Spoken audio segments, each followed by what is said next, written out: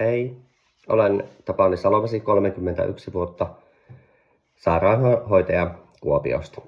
Olen valmistunut sairaanhoitajaksi joulukuussa 2025. Aiemmalta koulutukseltani olen lähihoitaja. Olen työskennellyt vanhusten parissa, terveyskeskusten vuodeosastoilla, erikoissairaanhoidossa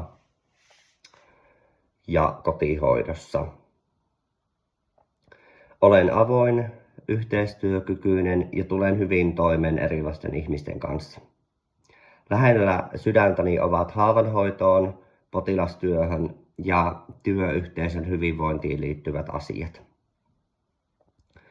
Olen koulutukseni ohella kouluttautunut haavanhoitoon liittyviin asioihin